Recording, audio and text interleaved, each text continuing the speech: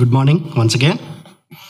And I know weather is very pleasant outside, and here also with all dim lights, we can really tend to doze off.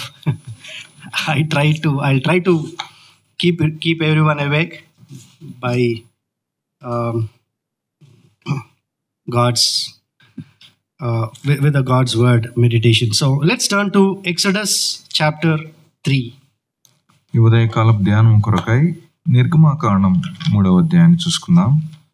నిర్గమాకాండం 3వ అధ్యాయం And verse 2. 2వ వచనం. నిర్గమాకాండం 3వ అధ్యాయం 2వ వచనం. ఒక పొద నడిమిని అగ్నిజ్వాలల్లో యెహోవా దూత అతనికి ప్రత్యక్షమాయెను.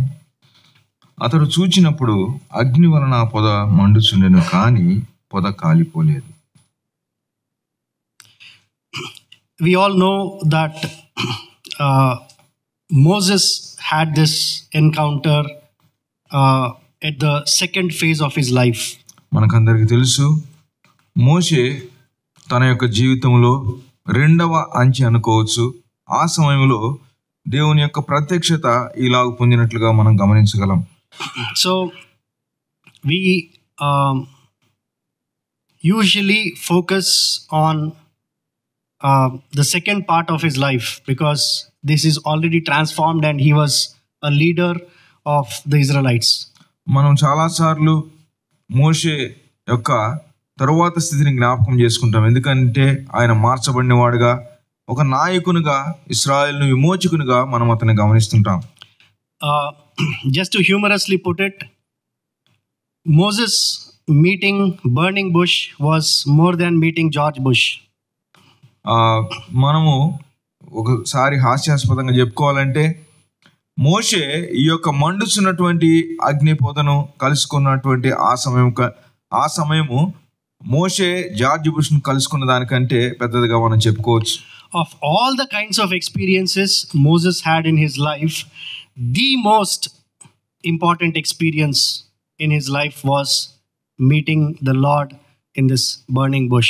మోషే తన జీవితం అంతట్లో ఉన్నటువంటి అనుభవాలన్నిటిలో కూడా హెచ్చైనటువంటిది లేదా గొప్ప అనుభవం ఏంటంటే, ప్రభువు వారిని ఈ పొద ద్వారా దర్శించడం లేదా ప్రభువుని కలుసుకోవటం.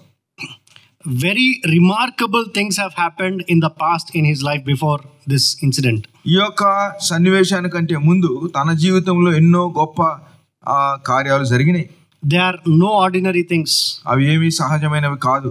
He being a Hebrew boy, we know that he was left in the river of Nile and he lands into king's palace as one of the members of the royal family. Hebrew బాలుడుగా ఉంటూ ఇదిగో Nile నదిలో అతడు మనము చూసినట్లయితే Nile నది నుంచి రక్షింపబడి ఆ యొక్క అంతపురానికి చేర్చబడిన వాడుగా మనం చూడగలం. We know that Moses grew as an Egyptian prince, though he was a Hebrew boy. హెబ్రీయుడు అయినప్పటికీ కూడా మోషే ఐగుప్తీయుల యొక్క ఆ యొక్క సహవాసంలో పెరిగినటువంటి వాడిగా మనం గమనించవచ్చు. But then what changed his life is not a slave's child or a Hebrew child becoming a prince. తన్ని ఇదిగో ఒక బానిస అయినటువంటి బిడ్డ రాజరిక కుమారుడిగా అయింది, అతన్ని రక్షించలేదండి. What did not also change him is not he turning from prince back into a Hebrew man. రాజకుమారుడు నుంచి ఒక హెబ్రీయుడుగా అయినటువంటి ఆ సంగతి కూడా దాని వల్ల కూడా అతను రక్షింపబడలేదు. But then his life changing event was encountering God who met him through this burning bush. కానీ తన జీవితంలో గొప్పగా మార్పు పొందినటువంటి అనుభవం ఏంటంటే, ఇదిగో ఈ యొక్క మండుచున్నటువంటి పొదలో అతడు కలుసుకున్నటువంటి ప్రభువారు. He was seemingly having a very great life till then. అప్పటి వరకు ఎంతో గొప్ప జీవితాన్ని అతడు అనుభవించాడు. Probably he could have thought, it is by God's choice I am here as a prince to deliver my people and I will use my royal authority to do that. నేను దేవుని కృపను బట్టి, దేవుని చిత్తాన్ని బట్టి నేను ఇట్లా రాజకుమారుడిగా ఉంటున్నాను. నాకున్నటువంటి ఈ యొక్క అధికారాన్ని బట్టి నేను ఇశ్రాయేలీయుల్ని వారి బానిసత్వంలో నుంచి విమోచించగలనని ఒకవేళ అనుకుని ఉండవచ్చు. And his life and lifestyle and situations were very favorable in every sense. అతని యొక్క జీవితము జీవన విధానము చూసినట్లయితే తాను ముందుకు వెళ్ళటానికి అన్ని కూడా అనుకూలపరిచినాయి. He was a prince of the most powerful nation of those times. ఆ కాలంలో ఎంతో గొప్ప సామ్రాజ్యమైనటువంటి ఐగుప్తు సామ్రాజ్యానికి అతడు ఒక రాజు కుమారునిగా చూస్తున్నాం. If you look at Acts chapter 7 verse 22, Acts 7:22, it says that he was powerful in speech and in wisdom. అపోస్తలుల కార్యములు 7వ అధ్యాయం 22వ వచనంలో చూసినట్లయితే మోషే ఐగుప్తీయుల సకల విద్యలను అభ్యసించి మాటల యందును కార్యముల యందును ప్రవీణుడై ఉండెను అనే మాటను చూస్తున్నాం. So in present contemporary days, he would have been one of the best of the breed in terms of his both oratory skills and also in his actions, driven by his great wisdom. నేటి కాలంలో ఉన్న సమాజంలో ఒకవేళ గమనించినట్లయితే ఇతనికి ఉన్నటువంటి ఈ యొక్క నైపుణ్యాన్ని చూసినప్పుడు ఎంతో గొప్పవాడిగా ఎంచవచ్చు. ఎందుకంటే అతని మాటల యందు కార్యముల యందు రెండిట్లో కూడా అతడు ఎంతో నేర్పరగలిగిన వాడిగా ఉంటున్నాడు. At the pinnacle of his glorious life, which was going so great, he had to choose another way. ఇదిగో తన జీవితంలో ఎంతో ఉన్నతమైనటువంటి స్థానానికి ఎదిగినటువంటి ఆ సమయంలో అతడు మరి ఒక దిశను ఏర్పరచుకోవాల్సి వచ్చింది.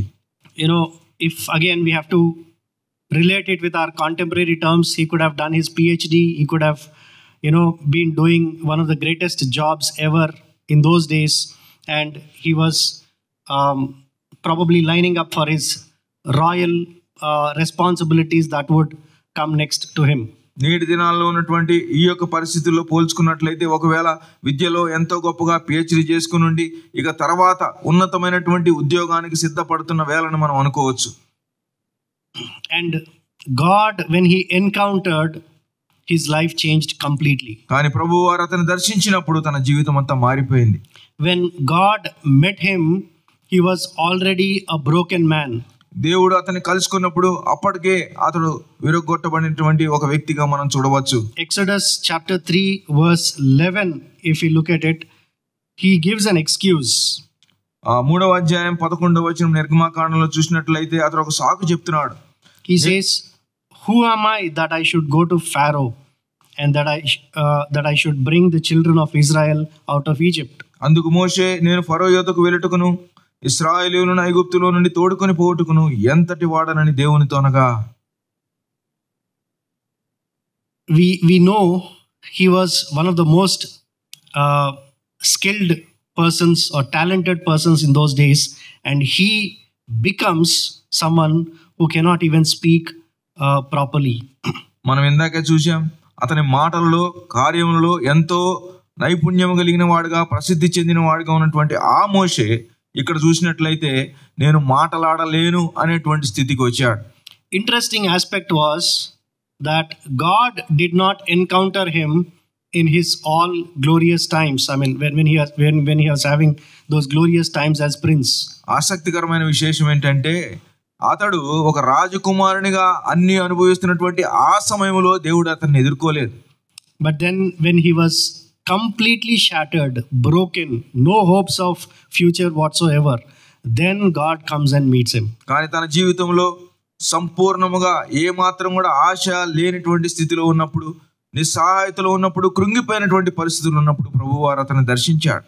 Sometimes God lets us go through those kinds of valleys so that we would be open when God calls us, or if God calls us. కొన్నిసార్లు దేవుడు మనల్ని అటువంటి లోయ అనుభవముల గుండా తీసుకొని వెళ్తాడు. ఎందుకంటే దేవుడు పిలిచినప్పుడు అటువంటి సమయాల్లో మనం ఎంతో అనుకూలంగా ఉంటాం.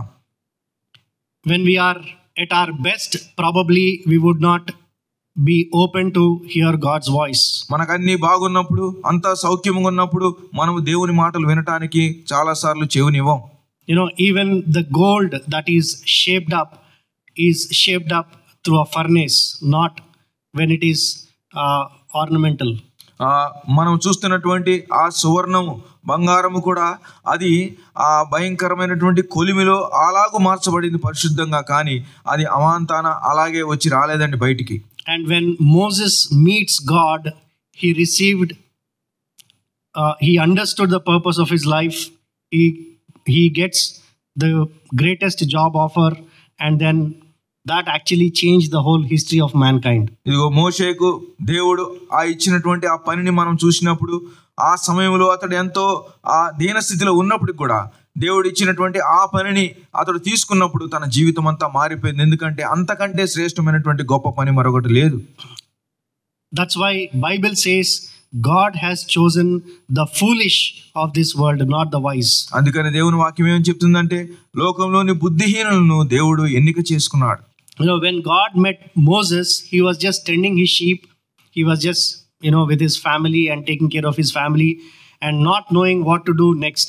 That was his lifestyle. దేవుడు మోషేను దర్శించినప్పుడు ఆ గొర్రెలను కాసుకుంటున్నాడు, ఎడారిలో ఉన్నాడు, ఏమాత్రం కూడా ఎవరితో కూడా సహవాసం లేకుండా ఉంటున్నటువంటి ఆ దినాలలో దేవుడు అతన్ని దర్శించాడు. He was a lonely person and he was a broken man and there is an arrest warrant actually, because if at all he goes back to Egypt, he can be caught and imprisoned also. మనకందరికీ తెలుసు ఆ యొక్క ఐగుప్తు నుంచి ఒకరిని హతమార్చి వెళ్ళిపోయాడు. ఒంటరిగా ఉంటున్నాడు, ఏమాత్రం కూడా ఎవరు కూడా తోడు లేరు. అటువంటి పరిస్థితుల్లో ఒకవేళ వెనక్కి వస్తే ఐగుప్తుకి అతను అరెస్ట్ చేసి జైల్లో పెట్టేటువంటి ఆ పరిస్థితుల్లో అతడు అక్కడ ఉంటున్నాడు అడవిలో. The worst of times God allows in our lives can be turned into the best of the blessed times.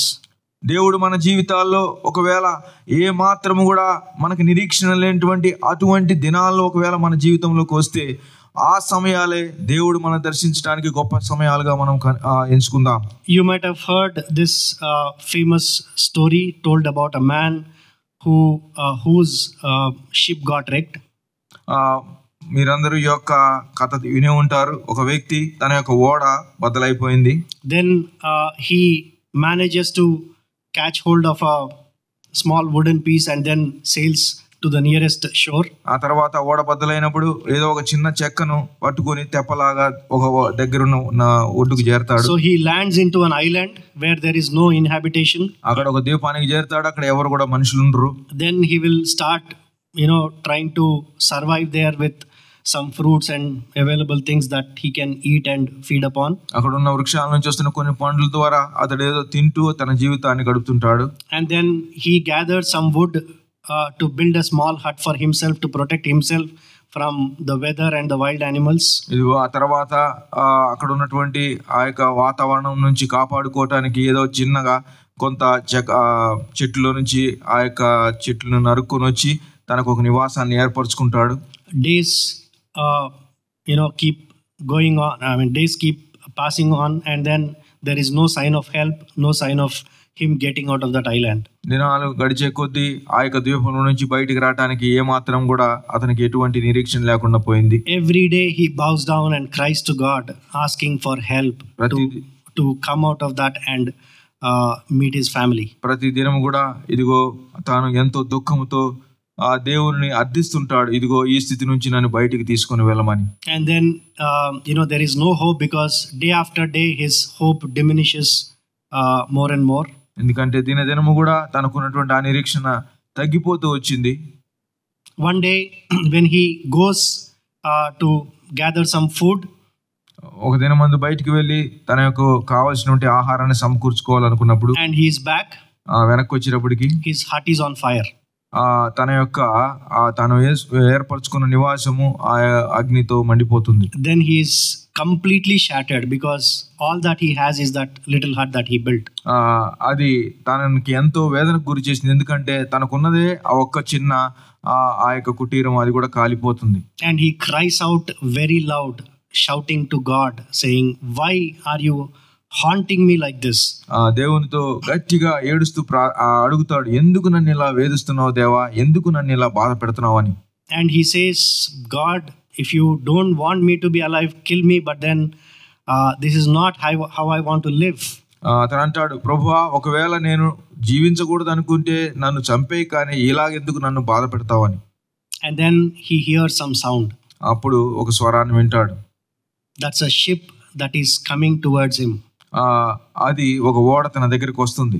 And then he waves his hands and does all what he can to draw that attention, and they come and pick him up.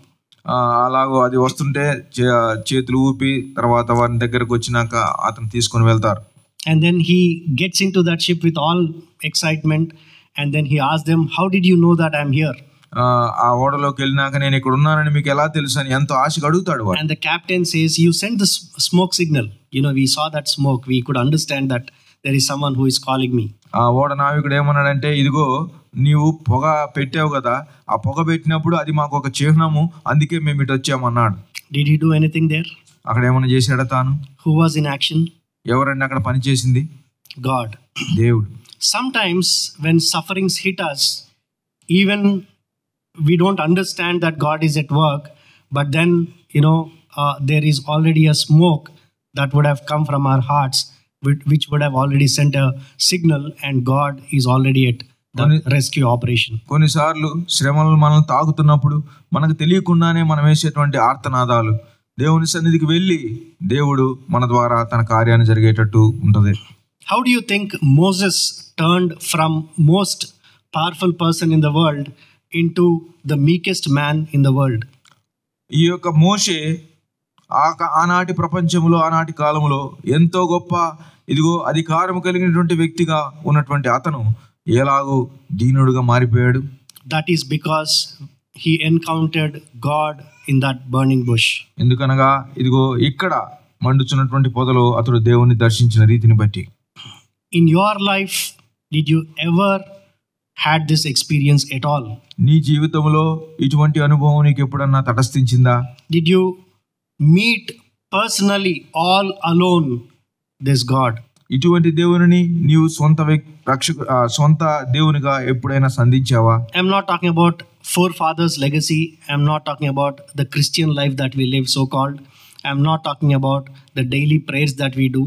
All that aside, did we ever meet with God one on one? మన యొక్క తల్లిదండ్రులు లేదా మన పూర్వీకులు వారికి ఉన్నటువంటి క్రైస్తవ అనుభవం గురించి కాదు, లేదా నీవు అనుదినము చదువుతున్నటువంటి వాక్యము లేదా అలవాటుగా నీవు జరిగిస్తున్నటువంటి కార్యాలను గురించి కాదు, కానీ ఈ దేవుని నీవు వ్యక్తిగతంగా ఒంటరిగా ఒకానొకప్పుడు కలుసుకున్నావా? At this burning bush, this valiant man became God-fearing person. ఈ యొక్క మండుచున్న పొద దగ్గర ఈ పరాక్రమం కలిగినటువంటి వ్యక్తి దేవునికి విధేయత చూపినటువంటి దీనుడుగా మారిపోయాడు. Verse 6, Exodus 3:6.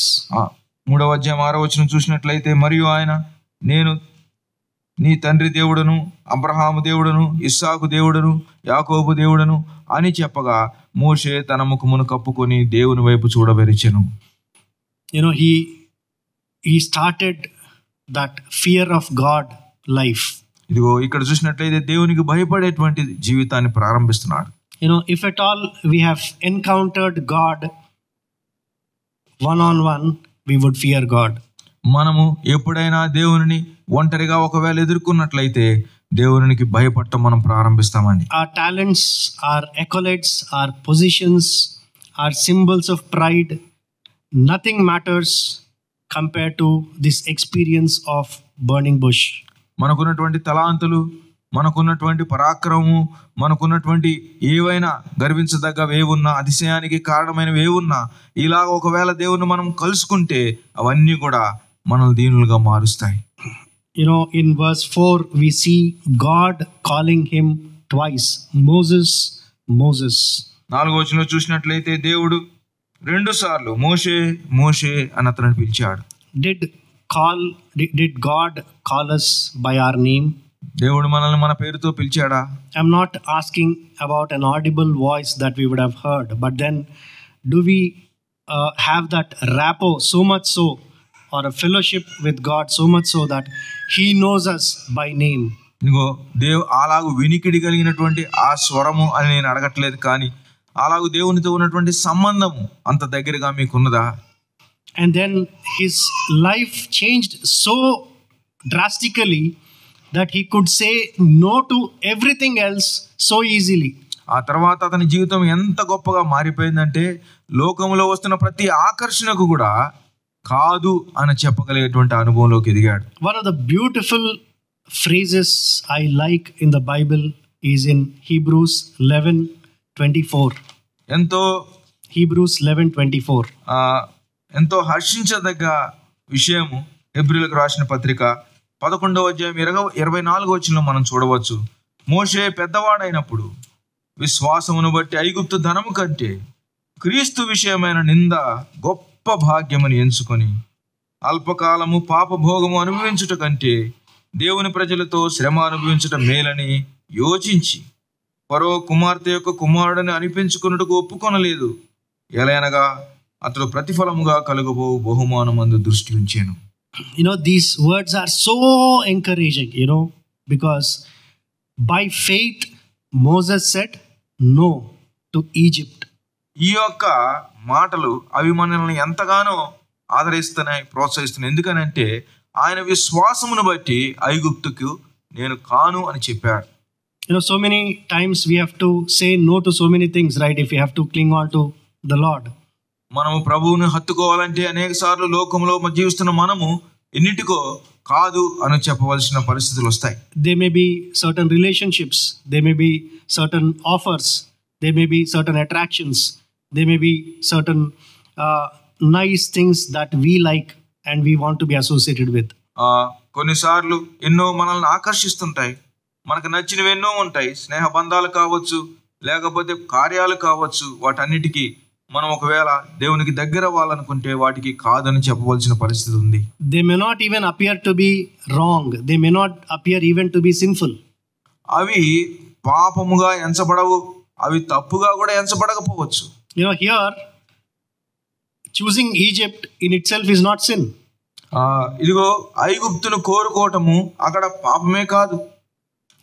Likewise in our lives also, so many times we might have this conflict of giving up certain things for the Lord.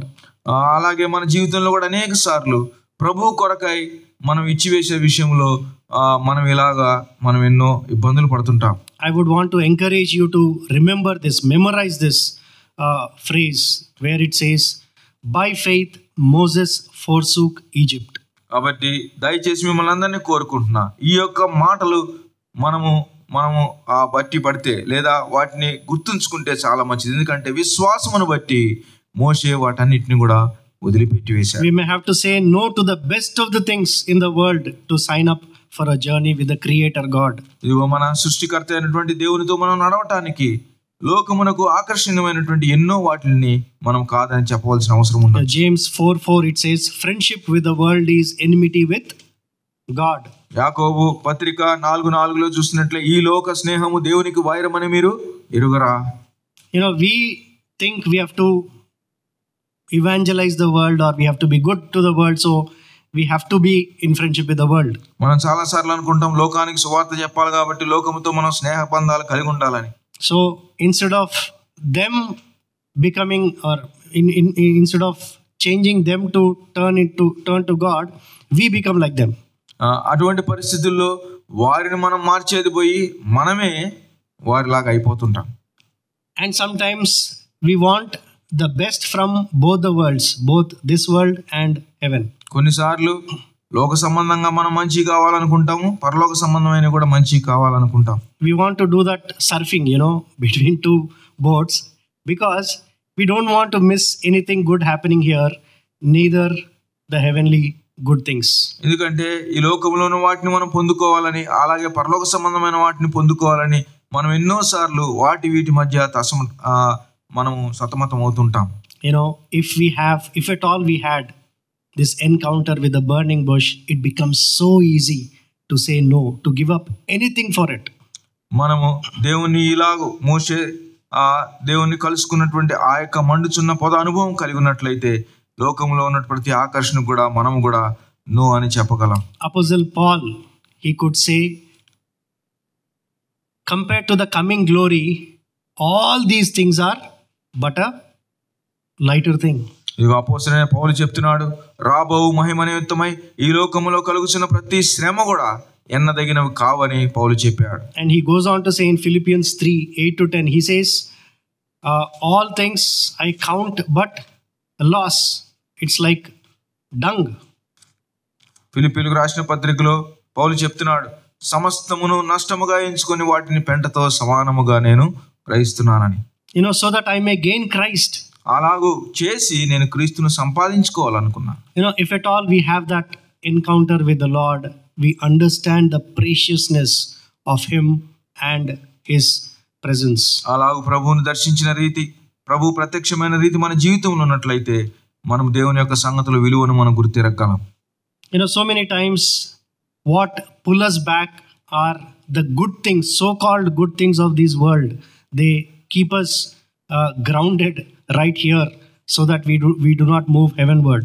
చాలా సార్లు లోకములో మంచి అనేటువంటివే మనల్ని పట్టుకొని ఎంతగానో దేవునిలోకి లోతుగా వెళ్లకుండా మనల్ని ఆపివేస్తుంటాయి. So many times we literally flirt with the world than clinging on to heaven. చాలా సార్లు మనము లోకమును అందులో ఉన్న ఆకర్షణను బట్టి మనం అటు కొట్టుకుపోతూ దేవునికి హత్తుకునే బదులుగా మనం లోకంలోనికి వెళ్ళిపోతుంటాం. Let's beware of the love for money. దయచేసి ధనాపేక్ష విషయమై జాగ్రత్త పడదాం. Many years ago I read this humorous story. చాలా కాలం కిందట సహోదరుడు ఈ యొక్క కథను చదివాడు. A village was hit by floods. ఒక చిన్న గ్రామము తుఫాను చేత కొట్టబడింది. And then everybody is being rescued. అందరిని కూడా రక్షిస్తున్నారు. But then one young man, he clings on to a black bag and then he'll be drifting with the waters. కానీ ఒక వ్యక్తి నల్ల సంచికి పట్టుకొని ఆ నీళ్ళలో కొట్టుకొని పోతుంటాడు. Then everybody on the shore, on a safer place, they shout out saying, please leave it. It's okay, come. Leave it and come. It's okay to let go of it. అందరి మీద ఉన్న వారందరూ అరుస్తా ఉన్నారు, ఇదిగో దాన్ని వదిలేసేయి, అది కొట్టుకొని పోతే పోయింది, నువ్వు వచ్చేసేయమని. But then he says, I left it long back, but it is not leaving me. It's a bear. అతడు అన్నాడు, నేను దాన్ని ఎప్పుడో వదిలిపెట్టాను కానీ అది నన్ను వదిలిపెట్టలేదు. అదేంటంటే ఎలుగుబంటి. He thought it's a money bag. He thought it's a treasure. And then he held it. And it turned out to be a bear. And it is not leaving him. అతడు తన డబ్బు సంచి అనుకొని పట్టుకున్నాడు. మొదట్లో తాను వదిలేశాడు, కానీ అది తను వదలలా. ఏంటంటే అది డబ్బు సంచి కాదు, కానీ అది ఎలుగుబంటి. Nobody in the Bible spoke as much as the Lord Jesus spoke against the money. Greed for money, sorry. ఇదిగో దైవ గ్రంథములో ఎవరు కూడా మన ప్రభువు వారు చెప్పినంతగా ఈ డబ్బుని గురించి చెప్పలేదు. Money has that power to pull us, and it will never let us be contented. It's always more that we want. ఇదిగో ధనముకు ఎంత శక్తి ఉందంటే మనకి తృప్తిని ఎన్నడూ ఇవ్వదు. మనకి ఎప్పుడున్నా ఏదున్నా అది మాత్రం ఇంకా కావాలనేటట్లే మనం ముందుకు తీసుకుని వెళ్తుంది. If at all money, to demonstrate it in a simple term, did Ambani take a break? Did he retire after having so much? He didn't, right? మనం అనుకోవాలనుకుంటే లోకంలో ధనవంతులైనటువంటి వారు ఇక సంపాదించాంలే చాలని ఆగిపోయిన వారు ఉన్నారు ఎవరన్నా? So that's how powerful it is. So let's be aware of love for money and positions, popularity. Praise from men can be a snare sometimes. Ungodly relationships. All these can distract us, pull us back. కాబట్టి ధనాపేక్ష కావచ్చు, లోకంలో పేరు ప్రఖ్యాతులు కావచ్చు, లేదా మనం ఆశించినటువంటివి పొందుకునే విషయంలో మనం ముందుకెళ్ళే ఇవన్నీ కూడా మనల్ని దేవునికి దగ్గరగా కాకుండా దూరం చేసేకుంటున్నాయి. And ever since Moses saw this blazing bush, he was on fire for the Lord. ఎప్పుడైతే మోషే ఆ మండుచున్న పొదలో ప్రభువును చూశాడో అప్పుడు నుంచి దేవుని కొరకై మండిపోయాడు. The moment he saw burning bush, the history of mankind was changing.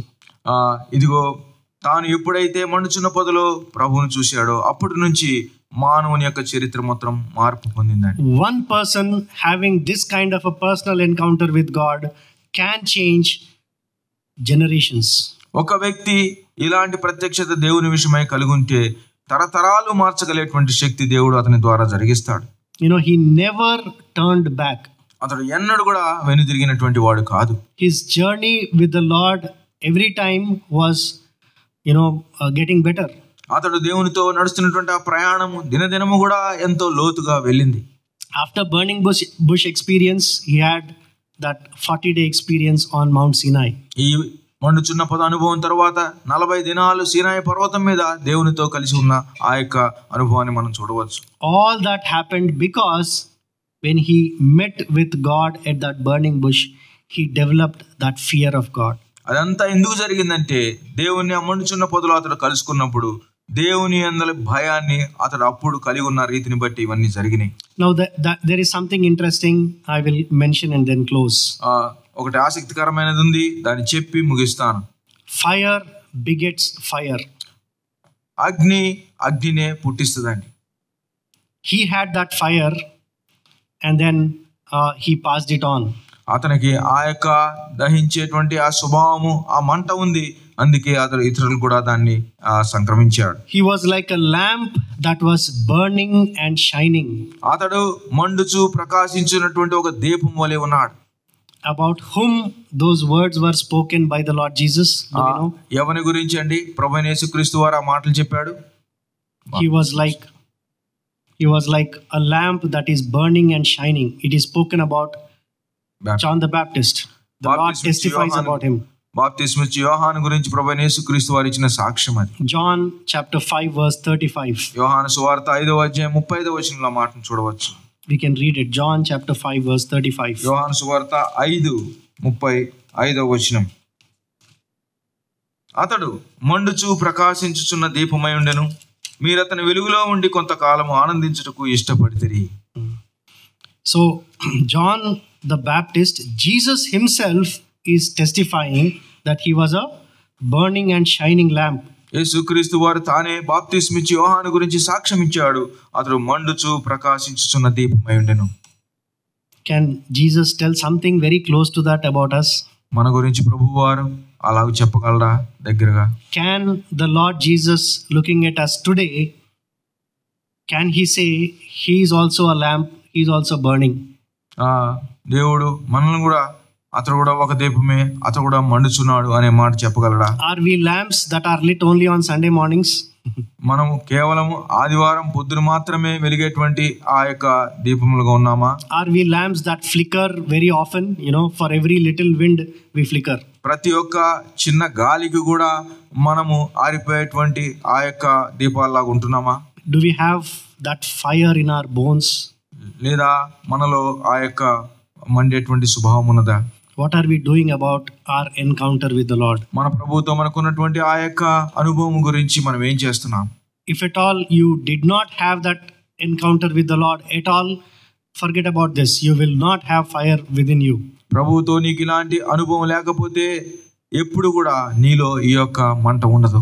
But then if we have that encounter and then we had that burning bush experience, we cannot but be a burning lamp. కాబట్టి ప్రభువుతో అలాగూ మండుచున్నటువంటి ఆ అనుభవాన్ని మనం పొంది ఉండకపోతే మనం ఎన్నడూ కూడా దీపముగా ప్రకాశించలేం. If we had that encounter with the almighty, omnipotent, all-knowing God and still remains unchanged, we live as though nothing has happened in our lives, then something is drastically wrong. ఒకవేళ ఆ సర్వశక్తి గల దేవునితో, సార్వభౌముడైన దేవునితో, సర్వోన్నతుడైన దేవునితో నువ్వు అనుభవం కలిగి ఉండి నీవు జీవిస్తున్నటువంటి జీవితంలో మార్పు లేని వాడుగా ఉన్నావంటే ఏదో తేడా ఉందని ఒకసారి పరీక్షించుకోవాలి. As someone said, it's like saying I'm hit by a 100-ton truck, heavy truck, and nothing happened to me. అది ఎలాగంటే ఇదిగో 100 టన్నులు ఆ బరువు ఉన్నటువంటి ఒక ట్రక్ వచ్చి నన్ను గుద్దింది కానీ నాకు ఏమి కాలేదన్నట్లుగా మనం ఉంటున్నాము. I'm not talking about the emotional hypes that we get every now and then. అప్పుడప్పుడు ఉద్రేకపూర్వకంగా వచ్చేటువంటి దాని గురించి నేను మాట్లాడలేదు. I'm not talking about those mountain top experiences that we have every now and then whenever we have camps, church, nice messages, nice fellowships. I'm not talking about those. క్యాంపుల్లో లేదా కొన్ని మంచి ప్రసంగాలు విన్నప్పుడు అటువంటి అప్పుడు వచ్చేటువంటి అనుభవాల గురించి నేను మాట్లాడలేదు. I'm talking about carrying a constant fire in us. మనలో నిరంతరము కూడా ఆ యొక్క మండుచున్నటువంటి స్వభావం కలిగి ఉంటున్నామా? And burning and shining for the Lord. ప్రభు కొరకై మండుచు ప్రకాశించేటువంటి అనుభవం మనం ఉంటున్నాం. Wherever we are, మనం ఎక్కడైనా ఉండొచ్చు గాక, whatever be our lives like, మనము ఎలాంటి వారమైనో పరిస్థితిలో కూడా ఉండొచ్చు గాక, are we burning? మనం ప్రభు కొరకై మండుతున్నామా? Because God doesn't look at people and qualify them and say, okay, this person is like this, these many talents, these many things happening, so he can burn. That's not how the Lord looks at. ప్రభు వారు ఇదిగో వ్యక్తిని చూసి ఇతనికి ఉంది ఈ యొక్క అనుభవం, లేదా ఇతను పనికొస్తాడు అని దేవుడు అట్లా పక్కకు పెట్టుకోడు. In fact, the more that we have those capabilities, talents, all that skills, God waits until we empty ourselves and then comes and uses us. వాస్తవానికి ఏంటంటే మనకు అటువంటి అనుభవాలు ఇంకా ఎక్కువ ఉన్నట్లయితే దేవుడు వాటిని ఖాళీ చేసుకుని వచ్చేంత వరకు కూడా దేవుడు వేచి ఉంటాడు. If you have heard the name of Hudson Taylor, Hudson tailor పేరును మీరు విన్నట్లయితే, he went to China. He sensed God is calling him to China when he was 17 years old. 17 సంవత్సరాల వయసులో దేవుడు అతన్ని చైనాకు పిలుస్తున్నాడనే స్వరాన్ని అతడు విన్నాడు. 17 years. 17 సంవత్సరాల వయసు. What do we do at 17 years? 17 సంవత్సరాల వయసులో మనం ఏం చేస్తాం? We pursue our studies, we pursue our careers, we are full of dreams on what to do, what not to do. భవిష్యత్తులో మనం ఏం చేయాలనే విషయాలు ఎన్నో కలలుగా అంటూ మనం ముందుకు వెళ్తుంటాం. Full of energy, full of life ahead of us. We don't even care what our parents are also planning for us. మనం ఎంతో శక్తి ఉంటుంది, తల్లిదండ్రులు ఏమనుకుంటున్నారో మన గురించి అని కూడా ఆలోచించాం. At such tender age as that, Hudson Taylor, when he sensed that God is calling him, not just calling very specifically to go to China, he started preparing himself. ఇదిగో దేవుడు అలా తన్ను చైనా కొరకై పిలిచాడని తన మనసులో అతడు ఎంచి తెలుసుకున్నప్పుడు అప్పటి నుంచే సిద్ధపడటం ప్రారంభించాడు. He started reading about China. China గురించి చదివాడు. He started doing medicine. ఆ తర్వాత వైద్య వృత్తి కోసం చదువుకున్నాడు. And then he goes to China. ఆ తర్వాత చైనాకి వెళ్తాడు. And you know what? The most bitter experiences in China that he had was not from Chinese, but his fellow missionaries. తనకు ఆ చైనాకు వెళ్ళినాక వచ్చినటువంటి చేదు అనుభవం, ఎంతో దయనీయమైనటువంటి స్థితి ఆ చైనా వారి ద్వారా రాలేదు, కానీ ఆ తోటి మిషనరీల ద్వారా వచ్చింది. Mission organization that backed him up to be there actually refrained support. మేము ఇదిగో నువ్వు వెళ్తే మేము సపోర్ట్ చేస్తామన్నటువంటి ఆ యొక్క మిషనరీ ఏజెన్సీ తీరా అక్కడికి వెళ్ళినాక అతనికి సపోర్ట్ ఇవ్వలేదు. Then he comes back, or he goes back to England and then speaks about the ministry in China, the need of the ministry in China, and then 20 people, young people, commit their life and join him. He starts an organization called China Inland Mission. England దేశానికి వెళ్ళి చైనాలో దేవుడు చేస్తున్నటువంటి కార్యాలను వారితో పంచుకున్నప్పుడు 20 మంది యవనస్తులు తమ జీవితాన్ని దేవునికి అప్పగిస్తే వారందరూ కలిసి వెళ్ళి చైనా ఇన్లాండ్ మిషన్ స్థాపించి అక్కడ దేవుని పనిని ప్రారంభించారు. By the end of his life, there were 825 missionaries in China working for this organization and reaching out to people in China. తన యొక్క జీవితం చివరి దశకు వచ్చేటప్పటికి 825 మంది ఈ యొక్క సంస్థ ద్వారా దేవుని కొరకై మిషనరీలుగా చైనాలో పనిచేస్తూ they could win about 25,000 Chinese people for the Lord. ప్రభు కొరకై 25,000 మందిని వారు ప్రభు కొరకై పొందుకున్నారు. One person committing his life at the age of 17. 17 సంవత్సరాల వయసులో ఒక వ్యక్తి దేవునికి తన జీవితాన్ని అప్పగించిన విధానాన్ని బట్టి. If you know more about Hudson Taylor, you know that he in fact not only just learned Chinese, but then he started dressing up himself as in that traditional wear, so that he would not be looked at as a different person. ఇదిగో అతడు China భాషను నేర్చుకున్నట్టు మాత్రమే కాదు, కానీ వారు వేసుకున్నటువంటి దుస్తులు వేషధారణలో కూడా ఇదిగో చైనీయుల వలె తను ఉన్నాడు. He encountered this burning bush when he was 16, and by 17 he was very clear about his mission, and then he moves on. 16 సంవత్సరాల వయసులో ఇలాగ దేవుణ్ణి ప్రత్యక్షత పొందిన అనుభవాన్ని పొందుకొని 17వ సంవత్సరం కల్లా చైనా వెళ్ళాలని నిశ్చయంతో అతడు వచ్చాడు ముందుకి. Do we lack any resources here? నేటి దినాల్లో మనకి ఎటువంటివైనా అవసరాలు కొరవున్నాయా? What are our excuses? మనకున్నటువంటి సాకులు ఏమిటి? What are we doing for the Lord? మనం ప్రభు కొరకు ఏం చేస్తున్నాం? Sometimes attending to church itself becomes a big thing. కొన్నిసార్లు ప్రభు మందిరానికి రావటమే మనకేదో కష్టంగా ఉంటుంది. God, if at all, has put fire in you, it is for the sake of burning and shining. ప్రభు నీలో ఒకవేళ ఆయన మంటను పెట్టినట్లయితే ఆయన కొరకై ప్రకాశిద్దాం, వెలుగుదాం. Ida Scudder, we know the name. ఐడా Scudder అనేటువంటి ఆ యొక్క మిషనరీ వ్యక్తి గురించి కూడా మనకు తెలుసు. She worked right in India. ఆమె మన భారతదేశంలో పనిచేసింది. Asia's one of the biggest hospitals. మనకందరికీ తెలుసు, ఆసియా ఖండంలోనే పెద్ద ఆసుపత్రి అది. And then the rest is history. ఆ తర్వాత చూసినంత చరిత్ర. She gave her life and then became a burning and shining lamp.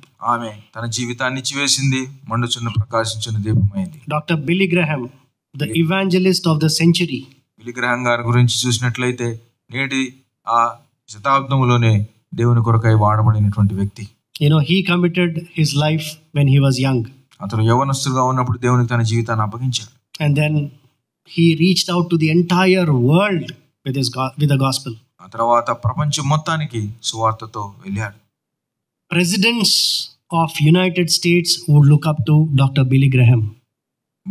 America దేశపు యొక్క ఆ యొక్క ప్రధానులు, ప్రెసిడెంట్స్ వారు బిల్లీ గ్రహాం గారి వైపు చూసేవారు. He was respected for the kind of evangelical calling he had and he fulfilled it. ఇదిగో దేవుడు తనకిచ్చినటువంటి పిలుపు విషయమై నమ్మకస్తుడుగా ఉండి దాన్ని నెరవేర్చిన రీతిని బట్టి ఎంతో మంది గొప్పవారు కూడా ఆయన గౌరవించారు. గ్రహాం స్టెయిన్స్ గురించి మనకు తెలుసు. He came all the way from Australia. Australia నుంచి మన దేశానికి వచ్చారు.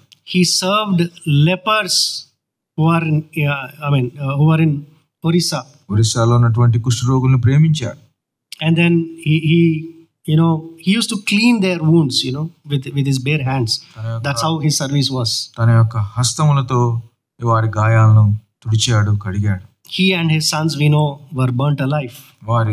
ఆయన తన కుమారులు సజీవులుగా దహించబడ్డారు. But what we know is that the fire in him was much greater than the fire that actually burned him alive. కానీ మనకందరికీ తెలుసు, తనలో ఉన్నటువంటి ఆ అగ్ని బయట తను కాల్చివేసిన అగ్ని కంటే గొప్పది. There is absolutely nothing different from their lives and our lives. Everybody has 24 hours a day. Everybody has one life to live. Everybody has equal opportunities and resources. వారి జీవితాలకి మన జీవితాలకి తేడా లేదండి. 24 గంటలు వారికి ఉంది, మనకు కూడా 24 గంటలు ఉన్నాయి. వారికి ఉన్నటువంటి వసతులన్నీ నేటికి మనకు కూడా ఉన్నాయి. What are we doing with our lives? కానీ మన జీవితాలతో మనం ఏం చేస్తున్నాం?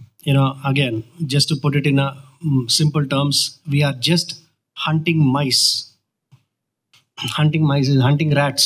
That's what we are doing with all the weapons that we have. వేటాడుతున్నటువంటి ఎలకల్లాగా మనం పరిగెడుతూ ఉన్నాం. It's like a soldier is trained with all latest technology, all weapons, and then he's shown mice to be hunt. ఎలాగుందంటే ఇదిగో యుద్ధంలో పోరాటం కొరకై సైనికునికి అన్ని తరబేతి ఇచ్చారు, కానీ ఆఖరికి ఎలకనిచ్చారు యుద్ధం చేయడానికి. Very silly things that we are chasing in life. మన జీవితాల్లో ఇలాగూ ఎంతో పనికిరానటువంటి వాటిని మనం పరిగెడుతూ వేటాడుతున్నాం. If we look back about the things that were so heavy in our lives, so important, 2 years after they become nothing, meaningless. మన జీవితంలో 2 సంవత్సరాల కిందట ప్రాధాన్యమైనవి గొప్పవని ఏమనుకున్నాము, ఆ తర్వాత 2 సంవత్సరాల తర్వాత అవి మనకి లెక్కలేనిగా అర్థ సహితంగా ఉంటాయి. What about eternity? If we get into eternity and look back, what kind of a worth that we would have brought to heaven? నిత్యత్వ వెలుగులో వీటన్నిటిని చూస్తే ఇవన్నీ ఎంత లెక్కలేనివి ఉంటాయండి. Are we burning still or flickering? మనము ఇదిగో మండుతున్నామా లేకపోతే ఆరిపోయేటువంటి జ్వాలలాగా? Is there fire in us at all? మనలో అసలు ఏమాత్రమైన అగ్ని ఉన్నదా? If there is no oil in us, let's ask the Lord, pour oil in my lamp. మనలో నూనె లేకపోతే ప్రభువా మండటానికి ఆ నూనెని మనం అడుగుదాం. World needs light to be shown through our lives. ఇదిగో ప్రపంచంలో వెలుగు కావాలండి, మన జీవితాలతో కూడా వెలుగు చూపించాలి. The whole world is in darkness. ప్రపంచమంతా కూడా, లోకమంతా కూడా అంధకారంలో. We are the only light available, and if we don't shine, we are like rest of the world and the darkness is great. మనం మాత్రమే లోకంలో వెలుగుగా ఉన్నాం. ఒకవేళ మనం మండకపోతే లోకానికి ఏం ప్రయోజనం ఉండదు. Shall we bow down and look to the Lord? మన తలలు వంచి ప్రభు వైపు చూద్దాం. Did we have this burning bush experience in our lives? Did we face God at all? మన జీవితంలో ఇలాగ మండుచున్నటువంటి పొదను ఎదుర్కొన్నటువంటి స్థితి ఆ సమయం ఉన్నదా? మనం ప్రభువుని ఎప్పుడన్నా సంధించాము? To put a straight question, I still would go ahead and ask this. Are you born again? మీకు మరలా ప్రశ్న వేస్తున్నాం, మీరు తిరిగి జన్మించబడ్డారా? Did your heart get regenerated by the Holy Spirit? పరిశుద్ధాత్మ ద్వారా మీ యొక్క హృదయంలో కార్యం జరిగిందా? Did you hear God calling you and then you went to him repenting for your sins and and accepting the Lord as your Savior. దేవుడు మిమ్మల్ని పిలిచినప్పుడు మీ పాపల విషయమై పశ్చాత్తాపడి దేవా నీవే నా రక్షకుడు అని ఆ ప్రభు దగ్గరికి మీకు వెళ్ళిన అనుభవం. If that hasn't happened in your life, everything else is meaningless. ఇదిగో అది మీ జీవితంలో జరగకపోతే మీ జీవితంలో మరి ఏది జరిగినా అది ఏ మాత్రం మన అర్థం లేనిదే.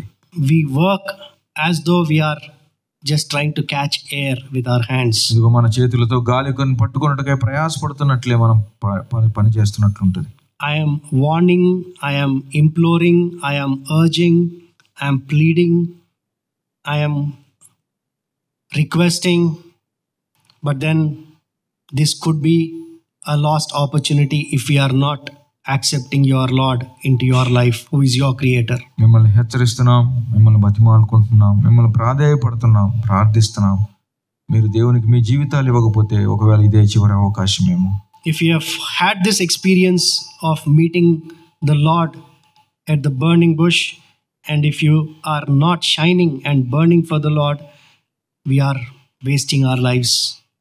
ఒకవేళ నీవు దేవుని విశ్వాసం ఉంచి దేవుని ఆ యొక్క పొదలో కలుసుకున్నటువంటి అనుభవం నీకున్నట్లయితే, కానీ ప్రభువు కొరకు ఒకవేళ మండకుండా ఉన్నట్లయితే నీ జీవితాన్ని అంతా నువ్వు వ్యర్థంగా గడుపుతున్నట్లే.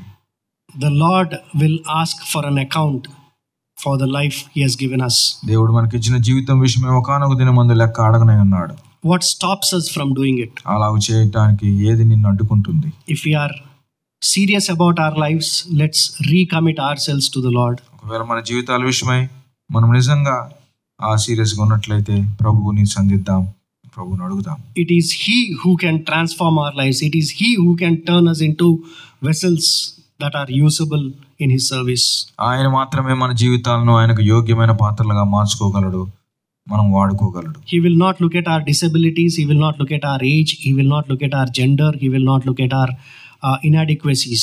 మనం వయసు విషయమై మనం ఏ స్థితిలో ఉన్నామో, మనం ఏ యొక్క పరిస్థితిలో ఉన్నామో అదంతా దేవుడు పట్టించుకోడు.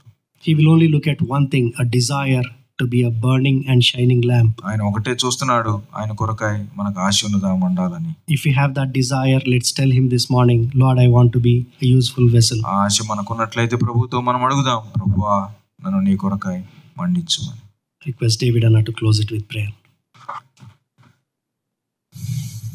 పరలోకమందున్నటువంటి జీవము కలిగిన మా తండ్రి, ఈ యొక్క ఉదయకాలమందు మరొకసారి ప్రభువా నాయన మమ్మల్ని హెచ్చరించిన రీతిని బట్టి నీకు వందనాలు స్తోత్రాలు చెల్లిస్తున్నాం. అవును ప్రభువా, మోషే ఆ యొక్క అనుభవం ద్వారా దేవునికి భయపడటం నేర్చుకున్నాడు, దేవుని హత్తుకోవటం నేర్చుకున్నాడు, ఆయన కొరకై మండటం ఆయన నేర్చుకున్నాడు. ఈ ఉదయకాలమందు మా జీవితాల్లో మేము రక్షింపబడిన వారమైతే, దేవా నేను సొంత రక్షణగా అంగీకరించిన వారమైతే ఈ లోకంలో మేము నీ కొరకై ప్రకాశించవలసిన దీపములుగా ఉండాలి నాయన. అలాగ లేమంటే దేవా మా జీవితాన్ని వ్యర్థం చేసుకుంటున్నామా లేదా మమ్మల్ని మేము మోసం చేసుకుంటున్నామా పరీక్షించుకోవడానికి సహాయం చేయండి దేవా. అవును తండ్రి, ఈ లోకంలో మమ్మల్ని పెట్టింది నీ కొరకు సాక్షులుగా ఉండాలని, వెలగాలని. నేను అలాగ నీ చిత్తాన్ని జరిగించి నిన్ను మహింపరచడం, నిన్ను సంతోషపరచడానికి మాకు కావాల్సిన ఆసక్తిని పెంచండి ప్రభువా. మాలో నీ కార్యాన్ని జరిగించండి. లోకంలో ఎన్నో వాటిని వెంటాడుతున్నాము నాయన, పనికిరానిటువంటి దేవా. పరలోక సంబంధమైనటువంటి పిలుపునకు పిలువబడిన వారమైతే ఆ ఉన్నతమైన పిలుపునకు తగినట్లుగా దేవా మేము హెచ్చైన వాటి మీద మనసు ఉంచడానికి మాకు మనసును నిలపండి. యవనస్తులు ఉన్నారు, పెద్దలు ఉన్నారు నాయన దేవా. మేమందరం కూడా ప్రభువా నీ కొరకు మండే విషయంలో నాయన మమ్మల్ని మేము తను నీకు అప్పగించుకోవడానికి సహాయం చేయండి. ఇంకా ఎవరైనా నిన్ను అంగీకరించకుండా ఈ అనుభవం గుండా నాయన వెళ్ళని వారు ఉన్నట్లయితే వారిని దర్శించండి, తమ్మును తాము మోసపుచ్చుకోనకుండా సహాయం చేయండి నాయన దేవా. నిన్ను ఎరిగినటువంటి అనుభవం, నిన్ను సొంత రక్షణగా కలిపిన అనుభవం నాయన, పరిశుద్ధులుగా మమ్మల్ని చేయటం కొరకై నీ ప్రియ కుమారుని ద్వారా మాకు జరిగించినటువంటి గొప్ప కార్యాన్ని హృదయపూర్వకంగా ప్రభువా వారు ఎరిగి నమస్కరించి నీ సన్నిధిలోనికి రావటానికి సహాయం చేయండి. ఏ ఒక్కరూ నశించడానికి ఇష్టం లేదు ప్రభువా, సహాయం చేయండి. ఈ ఉదయకాలం మరొకసారి విన్న వాక్యం వ్యర్థమైపోకుండా దేవా మా హృదయాల్లో మా జీవితాల్లో నాయన ఫలించడానికి నీ సహాయం అనుగ్రహించమని వెళ్తున్నట్టుగా మాతో ఉండండి. మరి విశేషంగా దేవా మా జీవితాల ద్వారా నీవు మహిమ పొందమని మా రక్షకుడైన యేసుక్రీస్తు వారి నామములో అడిగి వేడుకుంటున్నాం తండ్రి. Amen. May the grace of our Lord Jesus Christ, love of God the Father, fellowship and the counsel of the Holy Spirit be with us now and forevermore. Amen.